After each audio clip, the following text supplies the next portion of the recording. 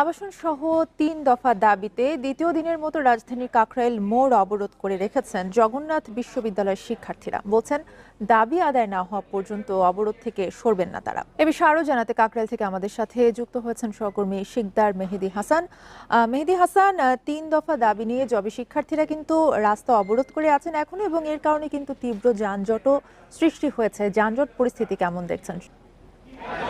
যেহেতু শিক্ষার্থীরা আসলে এখানে প্রায় ২৭ ঘন্টা প্রায় অতিক্রম করেছে, তারা কিন্তু তারও অধিক সময় হয়ে যাবে, প্রায় ২৮ ঘন্টা হয়ে যাবে কিছু সময় পরই তারা কিন্তু এখানে অবস্থান করছেন, এবং তারা কিন্তু জানিয়েছেন যে তাদের যে দাবি সেই দাবির বিষয়ে তারা অনড়।